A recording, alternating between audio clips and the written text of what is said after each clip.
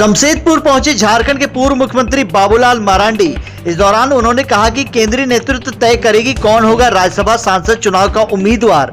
नमस्कार, जोहार, मैं पंकज आर्य और आप देख रहे हैं आर्य न्यूज झारखंड। जी हां, पूर्वी सिंहभूम जिले के भारतीय जनता पार्टी के संगठन के कार्यक्रम में शामिल होने के लिए बाबूलाल मरांडी जमशेदपुर पहुंचे थे, जहां पार्टी के नेताओं और कार्यकर्ताओं ने पुष्पगुच्छ एवं अंग वस्त्र भेंट कर उनका अभिनंदन किया। इस दौरान पत्रकारों से बातचीत करते हुए उन्होंने राज्यसभा सांसद के चुनाव से लेकर पश्चिम बंगाल के हालात और झारखंड मुक्ति मोर्चा के पत्र पर बयान दिया है, बातचीत की है। आइए सुनते हैं मौके पर क्या कहते हैं बाबूलाल मरांडी। झारखंड से पंकज आर्य की पूरी रिपोर्ट, आर्य न्यूज झारखंड, खबर आप तक।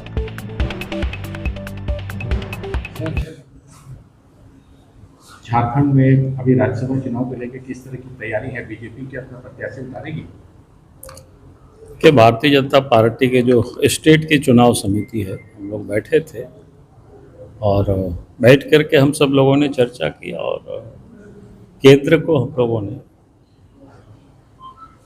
अवगत करा दिया है, क्योंकि भारतीय जनता पार्टी का जो केंद्रीय चुनाव समिति होती है वो फिर तय करते हैं हमें किसको लड़ाना।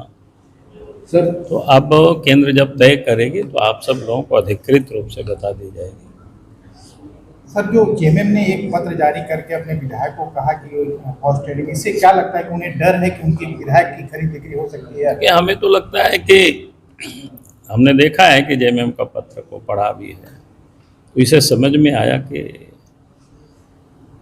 उनको अपने विधायकों के ऊपर भरोसा नहीं, विश्वास नहीं। उस पत्र साफ झलक रहा। सर, कोल्हान में चार मुख्यमंत्री बाबूलाल मरांडी, चंपाई सोरेन, अर्जुन मुंडा, मधु कोड़ा और रघुवर दास, 4-5 मुख्यमंत्री रहते हुए क्या लगता है कि राज्यसभा इनमें से कोई जाएगा या कि कोई नया चेहरा होगा? नहीं, मैंने कहा कि भाई भारतीय जनता पार्टी की जो केंद्रीय चुनाव समिति है वो तय करती है कि भाई राज्यसभा हमको किसको भेजना चाहिए, किनको उम्मीदवार बनाना चाहिए, वो केंद्र तय करती है। क्योंकि हमारी कोई क्षेत्रीय पार्टी नहीं है कि हम प्रदेश में कोई तय करें। अब केंद्र जिनके नामों की घोषणा कर देंगे, भारतीय जनता पार्टी के कार्यकर्ता, विधायक या नेता, उनको जिताने के लिए फिर काम करेंगे। सर, एक अहम सवाल है बंगाल को लेकर। बंगाल में आए दिन अभिषेक बनर्जी, कल्याण बनर्जी, 2 टीएमसी के सांसद, अगर देखा जाए तो सांसदों की पिटाई हुई है, इसको किस तरह से देखते हैं?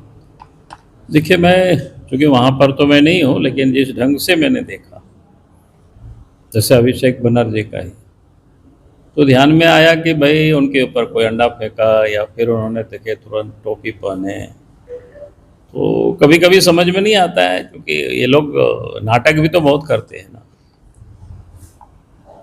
कल्याण बनर्जी को जो हमें वही मैं कह रहा हूँ ना, तो पूरे जो कुल मिला करके जो समझ में आता है कि मामला क्या है, तो बंगाल की सरकार है, निश्चित रूप से कानून व्यवस्था स्टेट गवर्नमेंट का मामला होता है, तो वो देख रही है। बनर्जी तो कह रही है कि बीजेपी का ऐसा कल्चर ही नहीं है, जो कलकत्ता का बीजेपी है वो जो है बंगाल का बीजेपी है, वो इस तरह की हरकत कर रहा है। नहीं, मैं कह रहा हूँ ना कि भाई तृणमूल कांग्रेस की जो कैसे नाटक करते हैं, पिछले चुनाव में याद करिए, जब विधानसभा के चुनाव, तब ममता बनर्जी ने कैसे नाटक किया था, कैसे मारा, पैर को बैंडेज बना करके, गाड़ी में ऐसा क्या बोलते हैं, स्ट्रेचर में उनको लोग घुमा रहे थे, व्हील चेयर पर।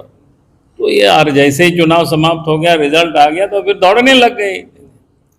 तो मैंने कहा कि भाई उन लोगों के ऊपर कोई अभी कहा नहीं जा सकता है, लेकिन मैं कह रहा हूँ कि लॉ एंड ऑर्डर का मामला है, वो राज्य सरकार को देखना होता है। और शुभेंदु अधिकारी जी एक मजबूत मुख्यमंत्री है। मैं कहूँगा कि जिस प्रकार से मुख्यमंत्री बनते ही बंगाल में वो निर्णय ले रहे हैं, तो हम ये कह सकते हैं भाई आज देश के राज्यों में जो मुख्यमंत्री है उनमें से आज एक मजबूत मुख्यमंत्री है, समझदार मुख्यमंत्री है, और जिस तेजी से वो निर्णय ले रहे हैं, तो मुझे लगता है इन सारी चीज़ों को वो देख रहे हैं।